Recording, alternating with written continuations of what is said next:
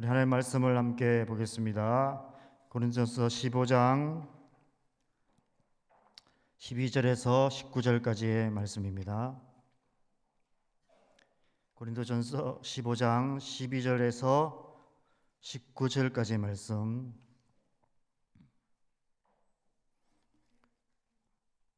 우리 다 같이 한 목소리로 읽겠습니다. 고린도전서 15장 12절부터 19절까지 함께 읽겠습니다.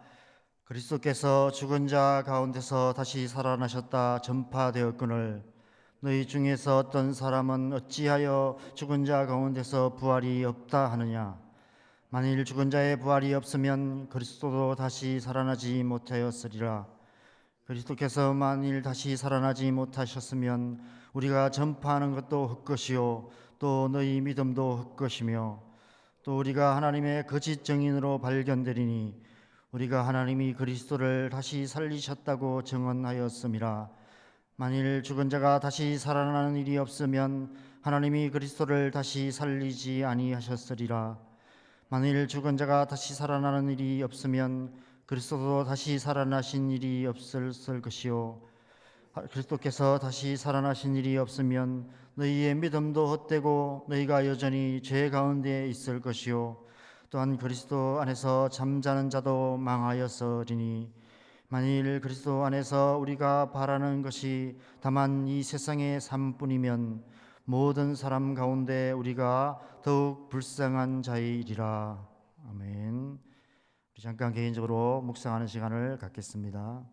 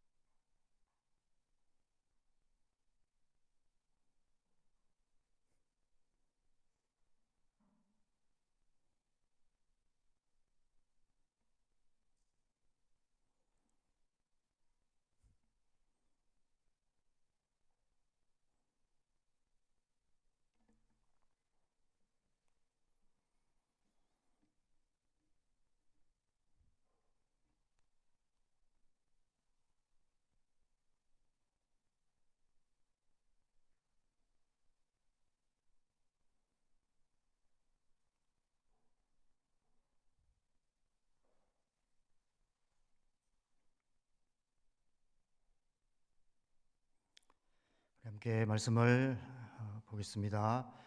부활은 복음의 진수이자 기독교 신앙의 핵심입니다. 부활이 없는 복음은 헛된 복음이며 부활 없는 신앙은 헛되이 믿는 것입니다. 우리는 부활하신 예수님을 믿고 부활하신 예수님을 따르는 자들인 것입니다. 왜 부활이 중요할까요? 그것은 부활이 죽음의 문제에 대한 궁극적인 해결책이기 때문입니다. 예수님께서 성경대로 우리 죄를 위하여 죽으시고 성경대로 사흘 만에 부활하심으로 죽음의 문제를 영단번에 해결하신 것입니다. 하나님을 떠난 이 세상 모든 사람들의 가장 본질적이고 가장 큰 문제는 죽음의 문제입니다. 우리 인생에 수많은 문제들이 있지만 죽음의 문제만큼 큰 문제는 없습니다. 우리 인생의 모든 문제가 이 죽음의 문제와 연결되어 있기 때문입니다. 죄의 삭선 죽음이며 한 번 죽는 것은 사람에게 정해진 것이기 때문에 죄인된 인간은 그 누구도 죽음을 피할 수 없고 그 누구도 죽음의 문제를 이길 수 없고 죽음의 문제를 해결할 수 없습니다. 이 세상 그 어떤 위대한 이인도 그 어떤 신도 인간의 죽음의 문제 앞에서는 영원히 침묵할 수밖에 없습니다. 그런데 예수님께서 그 오랜 침묵을 깨트리셨습니다. 죽음을 이기시고 부활하셨습니다. 그래서 인간의 본질적인 문제인 죽음의 문제를 영원히 해결하셨습니다. 예수님의 복음이 모든 믿는 자에게 구원을 주시는 하나님의 능력이 되는 이유가 바로 예수님의 복음이 부활의 복음이기 때문입니다. 여러분, 구원이 무엇입니까? 구원이란 우리 인생을 사로잡는 모든 고통의 문제로부터 자유케 되는 것을 말합니다. 우리 인간의 모든 고통의 문제들 중 구원이 필요한 가장 크고 본질적인 문제는 죽음입니다. 그러므로 죽음의 문제를 해결해 주지 못하는 구원은 참된 구원이 아닙니다. 죽음으로부터 인간을 구원할 수 없는 무능력한 복음은 헛된 복음입니다. 죽음의 문제 앞에 침묵하는 신은 참된 신이 아닙니다. 지금 사도 바울은 고린도 교회의 성도들 가운데 부활이 없다고 주장하는 사람들이 있다는 소식을 듣고 이 편지를 쓰고 있습니다. 어찌하여 너희가 부활이 없다고 하느냐라고 책망하고 있습니다. 이 말씀에서 사도 바울의 주장은 분명합니다. 부활 없는 복음은 복음이 아니라는 것입니다. 부활 없는 복음은 헛된 복음이며 예수님의 부활을 믿지 않으면서 예수님을 믿는다고 말하는 것은 헛되이 믿는 것이다 라고 말하고 있습니다. 지금도 그렇지만 당시 교회에도 예수님의 부활이 역사적인 사실임을 부인하는 그런 주장들이 많이 있었던 것 같습니다. 예수님은 죽음에서 부활하신 것이 아니다. 예수님은 죽지 않았다. 잠시 기절하셨다가 깨어난 것뿐이다 라고 주장하는 사람들이 있었습니다. 아니다. 제자들이 예수님의 제자를 훔쳐다가 숨기고 부활하셨다고 거짓말하는 것이다 라고 말하는 자들도 있었습니다. 어떤 사람들은 예수님이 죽으시고 부활하신 것은 맞지만 그러나 영으로만 부활한 것이다 라고 주장하기도 했습니다. 어쩌면 제자들이 모두 집단으로 환상을 본 것인지도 모른다 라고 생각하는 사람도 있었습니다. 심지어 예수님의 부활 이야기는 예수를 따르는 자들이 자기의 교주를 신격화하기 위해서 지어낸 종교적 신화에 불과하다라고 비아냥대는 자들도 있었습니다. 고린도 교회 안에도 분명 이와 같은 주장으로 믿음이 약한 자들을 미혹하는 잘난체하는 자들이 많이 있었던 것 같습니다. 그래서 사도 바울은 이 고린도 15장 부활장의 말씀을 기록하면서 그렇게 주장하는 자들을 책망하고 있는 것입니다. 오늘 함께 읽은 본문은 특별한 설명이나 주석이 필요 없는 말씀인 것 같습니다. 굳이 설교할 필요도 없이 그냥 우리가 한 번만 읽어봐도 무엇을 말하는지 분명히 알 수 있고 충분히 납득이 가고 동의가 되는 말씀입니다. 사도 바울은 이렇게 주장하고 있습니다. 만약 부활이 없다는 너희의 주장대로 따른다면 내가 예수님께 받아서 너희에게 전해준 복음은 헛된 것이 되며 그 복음을 그대로 받고 그대로 믿고 살아가는 너희는 지금 헛되이 믿는 것이 된다. 그리고 그 복음을 너희에게 전한 우리는 거짓 증인들이 되고 영적 사기꾼들이 될 수밖에 없다.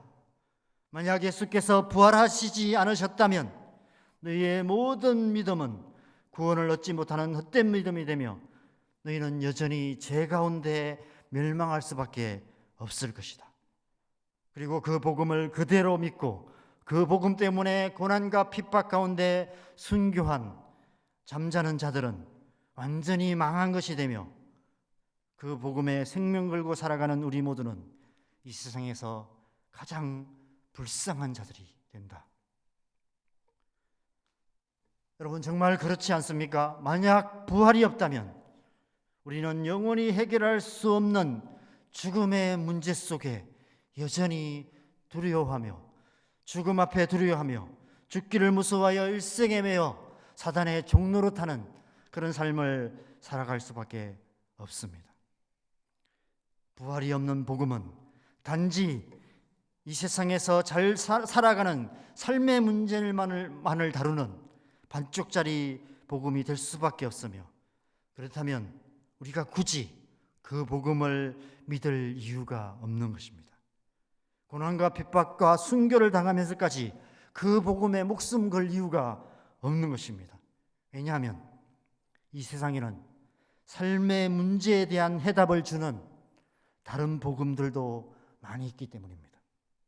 이 세상에서 잘 묻고 잘 사는 법을 알려주는 복음, 이 세상에서 사람답게 사는 법을 알려주는 복음, 이 세상에서 훌륭한 사람이 되는 법을 알려주는 복음, 이 세상에서 성공하는 삶의 비결을 가르쳐주는 복음, 심지어 돈 많이 버는 법을 가르쳐주는 복음도 있습니다. 우리에게 이 세상 살이를 가르치는 훌륭한 가르침들이 이 세상에 얼마든지 있습니다.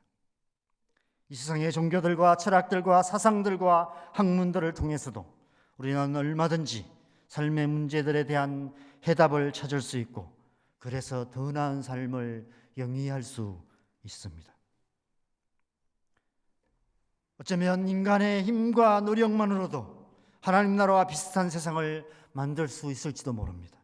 우리 사는 이 세상은 그런 지상 천국 같은 세상을 꿈꾸는 세상입니다. 마치 바벨탑을 쌓으며 하나님 없는 인간의 이름으로 천국을 만들려 했던 홍수 이후의 세대들처럼 과학과 기술, 인간의 지혜와 도덕성, 인간의 힘과 노력들을 하나로 모아서 우리의 삶의 문제들을 하나하나 해결하면서 더 나은 삶, 더 나은 세상을 만들어 가려 하고 있는 것이 바로 이 세상의 모습인 것입니다. 그런데 문제는 그 어떤 인간의 노력으로도 인간의 이 본질적인 문제인 죽음의 문제만은 해결할 수 없다는 것입니다. 이 세상이 그토록 신봉하는 복음 중에 복음인 과학 기술도, 하나님보다 더 신뢰하는 돈도 죽음의 문제 앞에서는 여전히 침묵할 수밖에 없는 것입니다. 우리가 어제 예수 그리스도의 복음만을 믿어야 하는 이유가 바로 이 때문인 것입니다. 예수님께서 성경대로 죽으시고 성경대로 부활하심으로 삶의 문제만이 아니라 죽음의 문제까지도 해결하셨기 때문입니다. 그래서 예수 그리스도의 복음이 모든 믿는 자에게 구원을 주시는 하나님의 능력이 되는 것입니다. 부활이 바로 구원의 능력이고, 부활이 바로 복음의 능력이 되는 것입니다. 사랑하는 여러분, 오늘 이 말씀을 그냥 말씀 그대로 믿으시기 바랍니다. 말씀 그대로 마음 깊이 믿음으로 받으시기 바랍니다. 부활이 복음의 중심이며 복음의 능력이 된다는 사실을 마음 깊이 새기시기 바랍니다. 예수께서 성경대로 죽으시고 성경대로 부활하신 것은 그 누구도 부인할 수 없고 결코 부인해서도 안 되는 분명한 역사적인 사실임을 굳게 믿으시기 바랍니다. 이 부활신앙이 단지 우리의 머리에만 있는 신앙이 아니라 우리 가슴 깊이 새겨진 신앙이 되어서 고난과 핍박 앞에서, 심지어는 죽음 앞에서도 두려워하지 않는 저와 여러분 되시기를 바랍니다. 이 새벽에 저와 여러분의 마음 깊이 그 무엇도 흔들 수 없는 부활 신앙이 굳건히 뿌리 내려서 이 부활의 신앙이 머리로만 하는 지식이 아니라 가슴 깊은 곳에 뿌리 내린 신앙이 되어서 어떤 고난 앞에서도 주눅들지 않고 죽음 앞에서도 당당할 수 있는 저와 여러분 되시기를 바랍니다. 이 새벽에 성령께서 저 여러분 심령 깊은 곳에 이 부활의 신앙을 깊이 심어주셔서 부활의 정인된 삶을 살아가는 저와 여러분 되시기를 주님의 이름으로 간절히 축원합니다. 함께 기도하시겠습니다. 여러분, 신앙은 삶의 문제만이 아닌 죽음의 문제에 대한 궁극적인 해답을 주는 것입니다. 그래서 부활이 신앙의 핵심인 것입니다. 기독교 신앙은 부활의 신앙입니다. 우리 안에 그 부활의 신앙이 있을 때만이 우리는 삶의 어떠한 순간에도 기뻐할 수 있고 죽음 앞에서도 두려워하지 않을 수 있는 것입니다. 이 새벽에 그 부활의 신앙이 우리의 가슴 깊이 내려올 수 있도록 성령의 도우심을 구하며 기도하십시다. 하나님, 지금까지 제가 신앙생활하면서 부활에 대해서 수없이 설교를 들었고 수없이 말씀을 읽었고 부활 신앙에 대해서 들었지만 여전히 내 깊은 곳에는 그 신앙이 없어서 여전히 고난 앞에 두려워하고 죽음 앞에서도 두려워하고 있는 나의 연약함을 불쌍히 여겨주시도록 기도하시고 우리의 깊은 곳에 성령 하나님께서 이 신앙을 깊이 뿌리내려 주시도록, 그래서 이 부활의 신앙에 굳건히 서는 저와 여러분 되도록 이 시간 주님의 은혜를 구하면서 함께 기도하겠습니다. 기도하십시다.